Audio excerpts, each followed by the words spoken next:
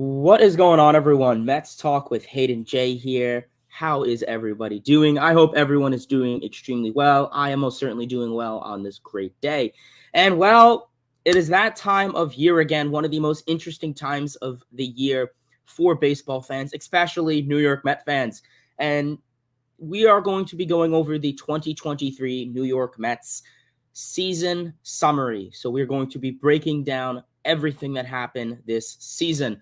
I know I sound quite happy for this video, but you know what? May as well make the best of things.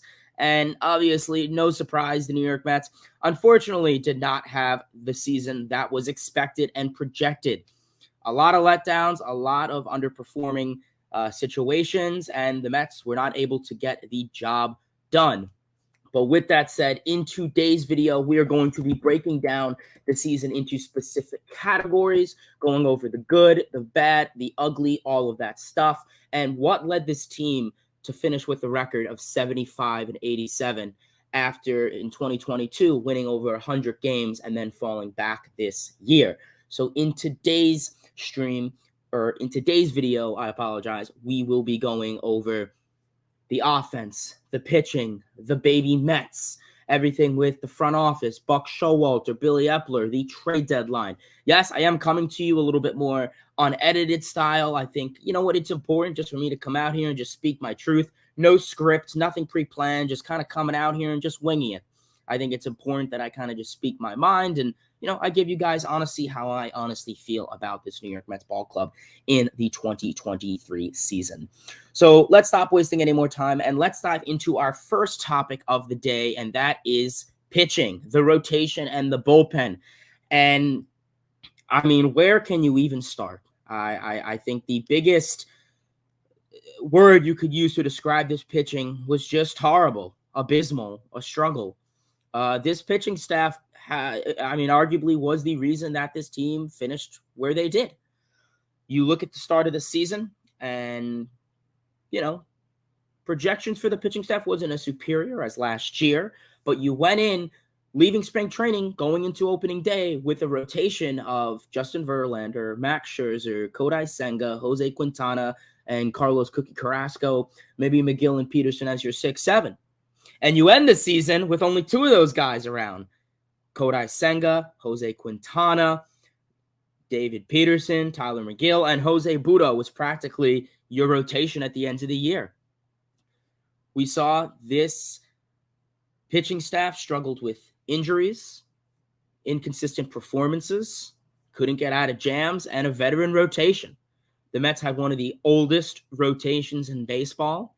You had Scherzer, you had Verlander, you had Quintana, who's, you know, mid-30s. Senga, he's a rookie, but he's 30 years old. Keep in mind, he did play in the Japanese league prior. And then you have Carrasco, another rookie. So this was a rotation filled with rookies, you know, minus McGill and Peterson, of course, in the 6-7 depth roles. But you have a veteran rotation. And I think we could see when you have a veteran rotation, yeah, injuries are going to be more prone. You look at a guy like Verlander, first full year back from Tommy John. I think everyone knew he wasn't going to be a Cy Young caliber pitcher, but if he could put up, you know, pretty much 75% of what he did in 2022, I think every Met fan would be fine with that. Same goes with Scherzer. If he could put up similar stats to how he did the year prior, I think everyone would have liked that. There are a few bright spots, and it's mainly Kodai Senga, and we'll talk about that in a bit. I do want to finish touching up on really the complexities and the negatives of this Mets rotation and bullpen. But starting off, injuries. Day one, opening day, Justin Verlander was out for a month. Jose Quintana didn't come back till June. It's questionable if those guys started in April, would this team have had the situation they did? And we'll never know. If Quintana and Verlander didn't miss the time and started in April, who knows? That's unfortunately just how it goes. As stated, this was a veteran rotation, but this team just struggled so early on. You know, they looked good in April, and then May came, and this pitching staff just became a home run barrel machine. And, you know, their finishing slash lines would look something like 3 2/3, 6 runs, 5 hits, 4 walks. And unfortunately, it's very hard to win ball games when your starting pitchers are only going 3-4 innings and giving up 6 runs. That puts a burden on the offense to, you know, score runs. And then it puts a bigger burden on the bullpen. Why? Because it overtaxes your bullpen. and you're using guys much more and in situations they shouldn't be used because they have to eat more innings. And this bullpen, and we're going to talk about the bullpen in a second, became overtaxed in what? May, June? And, we would see in the regular call-ups from AAA, someone getting sent down, someone getting called back up, and it was insane. Really, really, this pitching staff, was a domino effect. It really was. When your guys are going 3-4 innings, giving up that many runs, it was a domino effect. It affected the bullpen. It affected the morale of the team. So, pitching-wise, we talk about the Mets, last 5 years being one of the best pitching staffs in the league. Unfortunately, that wasn't the case this year. They were one of the worst statistically. One of the worst statistically in home runs, barrels, opposing average, opposing OPS, opposing on-base percentage, walks. This team, I wouldn't be surprised if this pitching staff led the league in walks and hit by pitches. They couldn't get out of 2 outs. You give them 2 outs, a runner on first, and they'd somehow load the bases and then, get a 3-run RBI double. But overall, a very, very unfortunate pitching performance from your rotation. Scherzer really just couldn't come up in any big situation this year. I would say he was honestly probably 60-40 in good, bad starts. Verlander started off kind of slow, but really, kept it up big until the trade deadline. So I think he had more good starts than bad. Carrasco, completely horrible to watch. He was, I say 3 2/3, 6 runs, prime example right there. He had, a handful of outings that were dominant throughout the season, but unfortunately a handful is much more than needed. You look at David Peterson, Tyler McGill, and those are very 2 underrated guys because, they came in April to take the roles of Quintana and Verlander for the start, and they didn't execute. And that was the case for the past years in 2022, 2021, when you would have guys like DeGrom and Scherzer hurt. They stepped in and they put up numbers pretty much identical to those guys. And unfortunately, you didn't get that from McGill and Peterson. They struggled massively. We saw McGill change his windup a little bit. It changed up, spin rate, RPMs, location a little bit, and, just really affected him as a pitcher. David Peterson's always kind of been this hit or miss guy, and unfortunately he was missed for a lot of the beginning half of the season when it really mattered. And pitching just overall, the rotation really let down this year. And arguably it's a big reason to why this team finished the way they did. So that's the rotation. Transitioning into the bullpen, and, it's simple enough to say that all of this started when Edwin Diaz went down. We saw in the World Baseball Classic, Edwin Diaz got hurt, and he was out for the full year. And that immediately had an impact on your bullpen. Robertson would go from setup to closer. Ottavino would have to move up a spot, and then that pretty much shuffled everyone around in your bullpen. And that became an issue. Brooks Raley had to move up, and that became the big issue. You only really had arguably 2-3 guys in this bullpen that you could really rely on. And that was in David Robertson, Brooks Raley, and every now and then Adam Ottavino. And I know somehow he blew a lot of games, and yet his stats still look pretty solid. Crazy enough to say. But, when I look in a bullpen and, I see guys like Steven Nagosic, Dominic Leone, Jeff Brigham, Trevor Gott, that's not a competitive bullpen.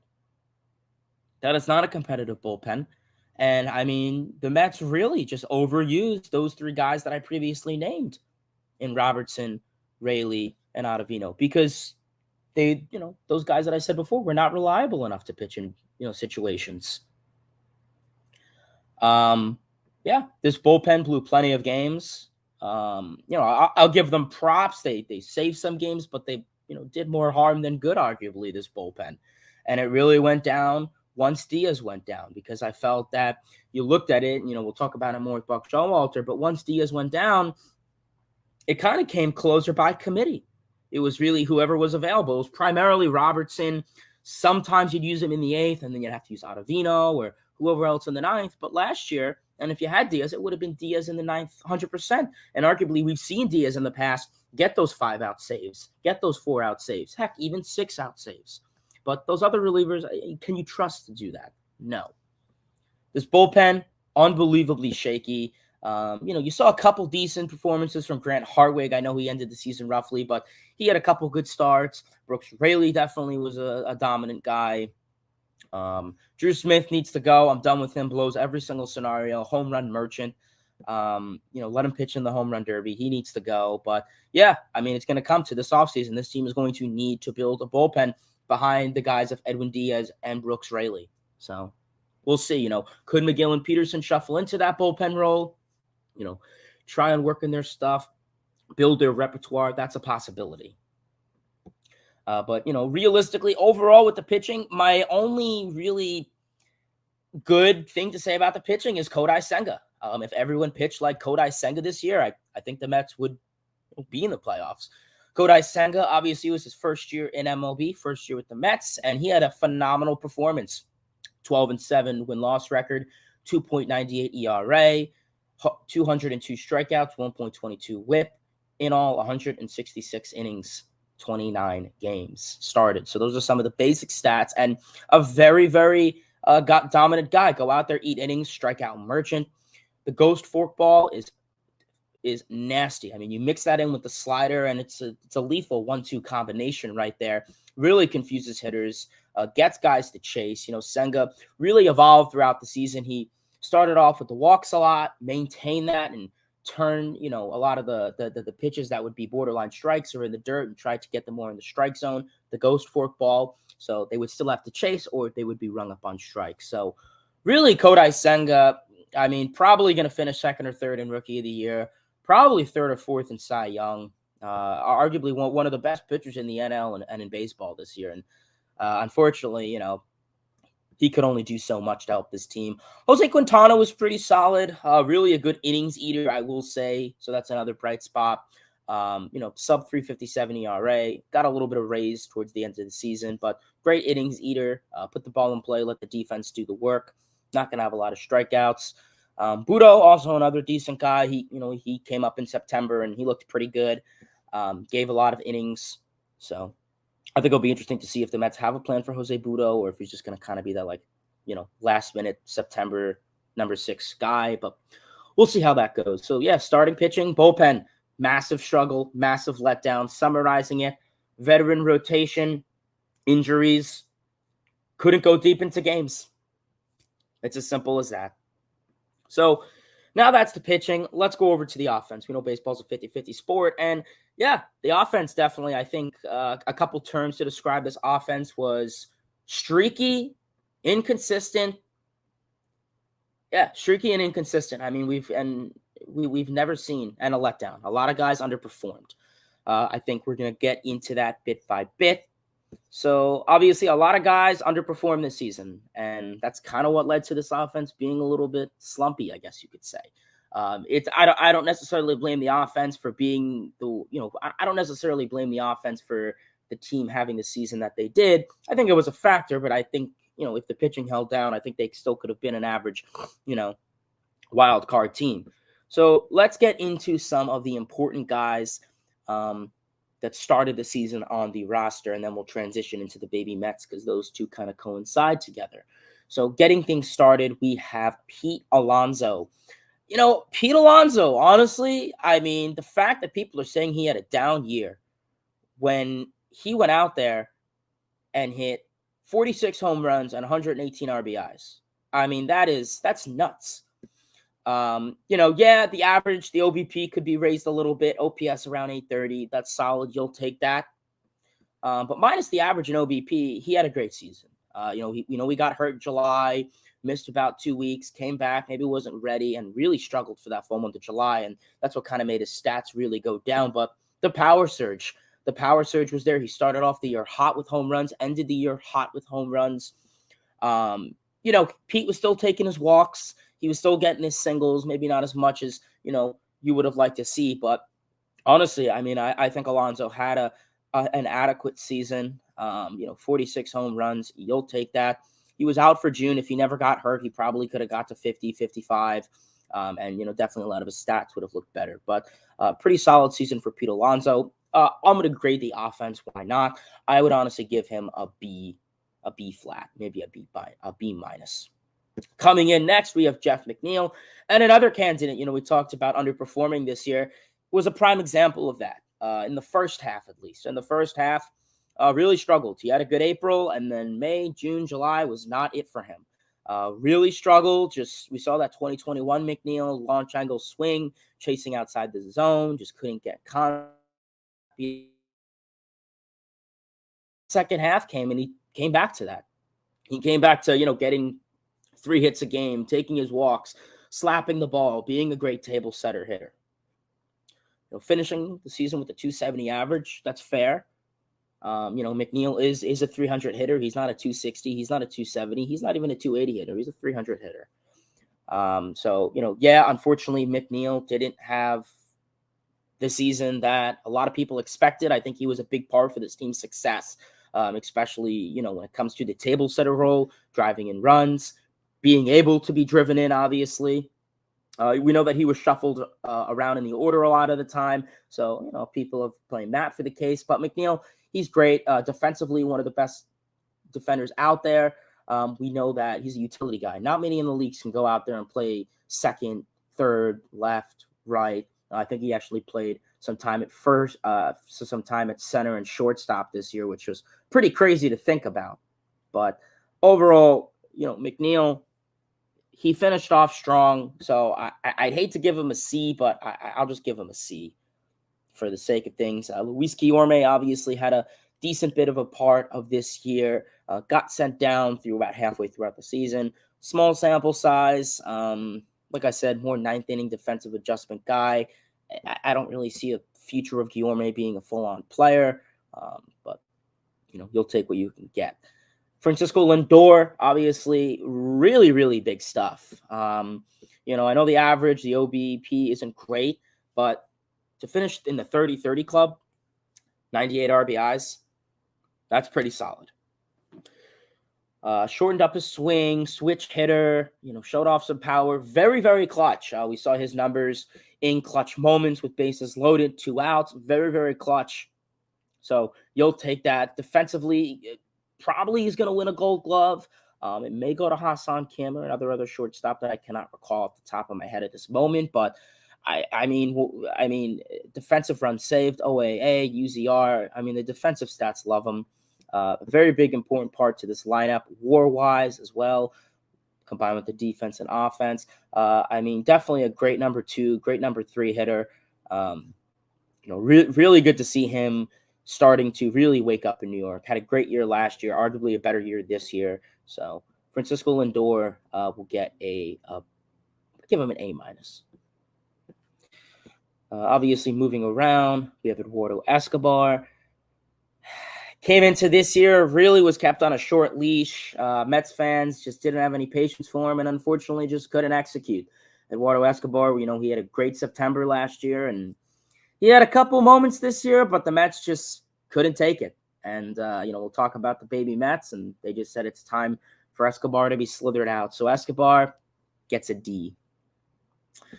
Obviously, going over to the outfield, obviously we covered first, second, shortstop, and third. Going over to the outfield, we see Mark Canha. And Mark Canha, definition of streaky. He'd have a good series, a bad week, 2 good series, 3 bad weeks. Just so inconsistent, so streaky. He was still getting hit by pitches left and right. Decent OBP guy. He changed up his swing. He wanted to hit for a little bit more power, and who knows, maybe that messed it up a little bit. I don't think that's necessarily the cause, but just didn't look like himself. Just very inconsistent, very streaky, and once again, a lot of people lost patience with him. Just couldn't come up in certain situations, and would come to the point where the Mets wouldn't play him every day. Obviously, moving over to the other side of the outfield, and Starling Marte, another candidate that the Mets really struggled with. A guy who is really important to this lineup, really vital, great table setter, offers a lot of speed, but we didn't get any of that this year. Came into this season, in the offseason, he had a groin injury, he had surgery, and we can kind of see through this season the effects of that were still lingering throughout the whole season.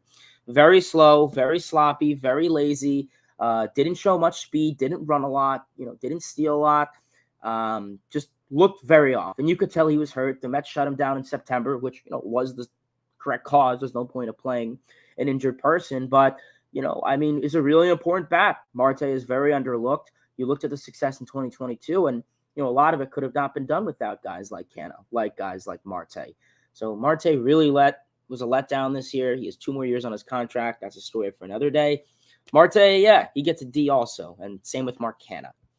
But I would say now going to the center field spot in Brandon Nimmo, that's one of the best bright spots I think this team had.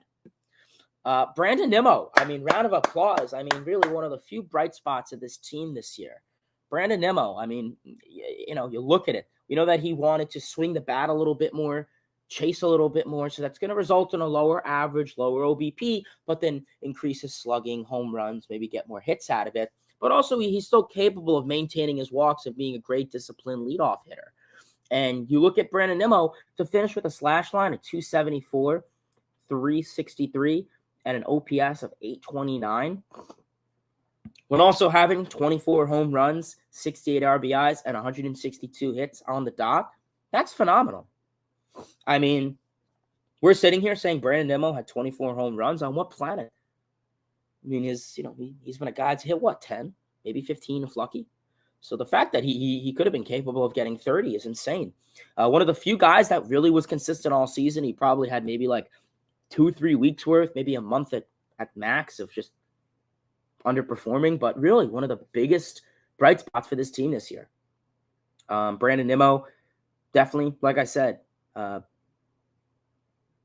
biggest bright spots for the team this year. No doubt about it. So defensively, looked great. No complaints. Probably going to win a Gold Glove in the next couple of years. Hopefully, if not this year, maybe another year. Defensively, he's great. Very aware. So we'll see how he goes. Love Nimmo. One of the best guys out there. Becoming a great fan favorite. And he always has been, so I shouldn't even say that. And now we go into a very interesting player, and Daniel Vogelbach. Mets fans lost patience with him like that. You're 6 foot, 270 pound, 30-year-old DH. Did not do much. Only 13 home runs, low average, low OBP, low OPS. Did not execute a lot. As simple as that. The Mets, the NL, there's the DH position, and a lot of teams are betting from it. And the Mets cannot. Daniel Vogelbach, just a waste. Doesn't swing the bat. No power, essentially. You could make the argument, he's an OBP guy, he gets on base. But what difference does it make? He's never stolen a base. He's not a threat on the base paths. He's a station-to-station guy. He's a liability on the base paths. We saw how many times he got thrown out going from first to third over a double. So, yeah, Vogelbach, not my future DH. He gets an F. Simple as that. So moving into a couple other guys who came towards the end of the season, DJ Stewart, Rafael Ortega, they kind of had a big presence after the deadline, provided a lot. Really kind of carried the team a little bit. Short sample size, but I think they're definitely notable guys. Maybe a guy like DJ Stewart can come back, be on a bench role.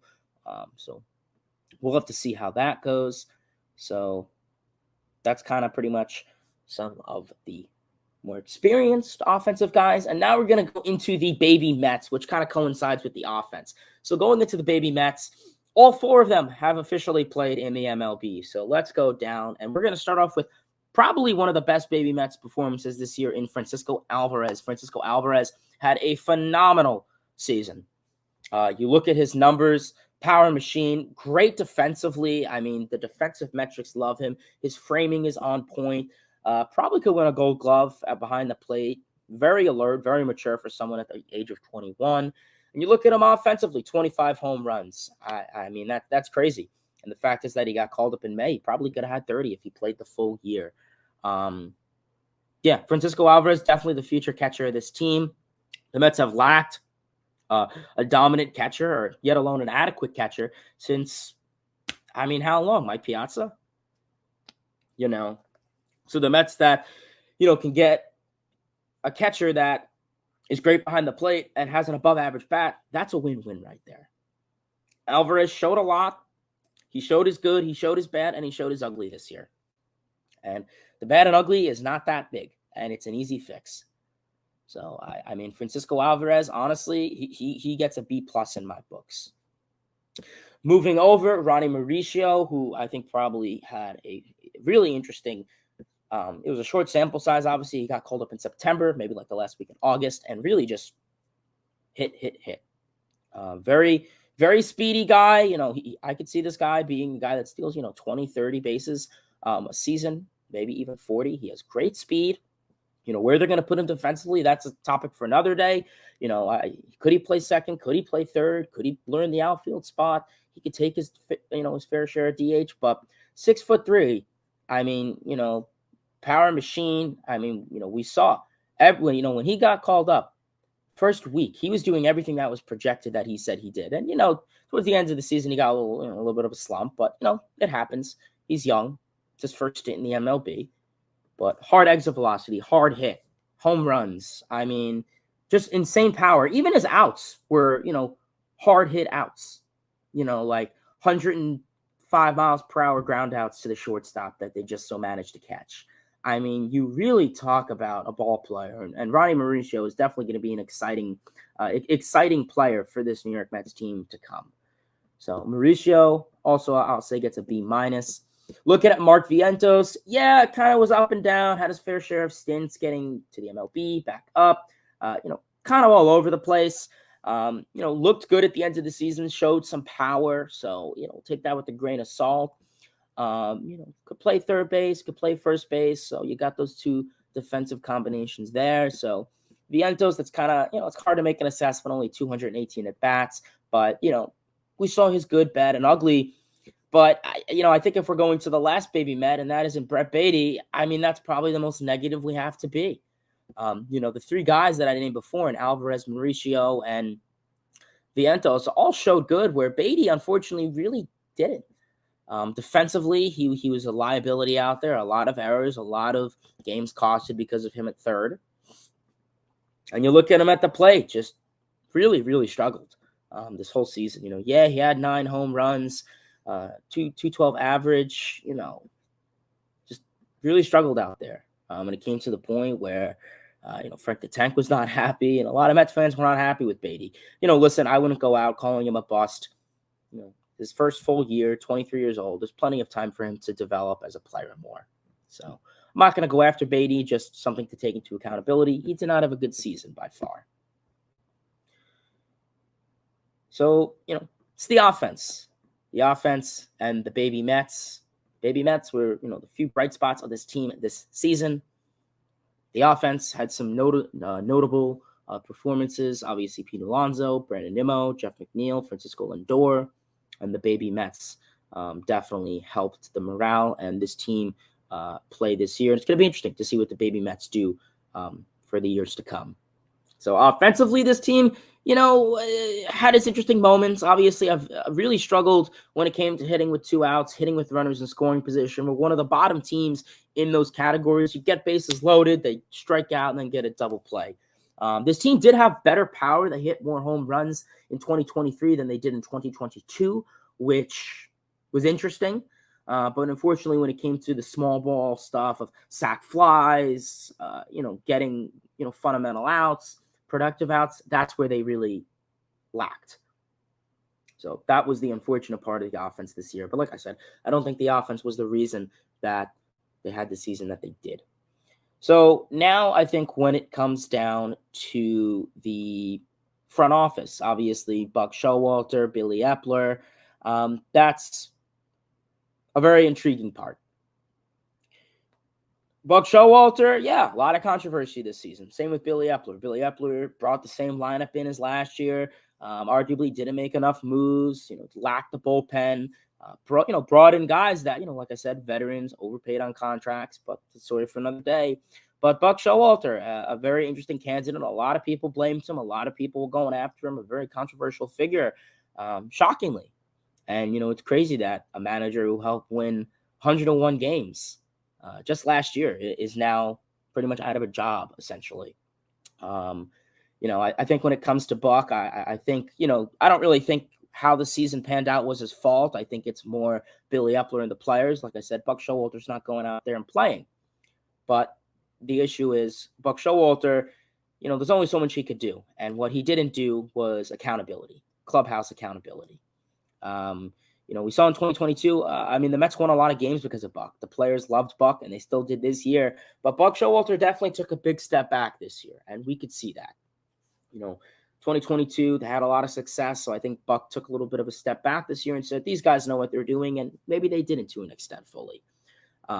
We saw that, a lot of excuses, lack of accountability. There was that one game, and I think Philly and Marte bobbled the ball in the outfield.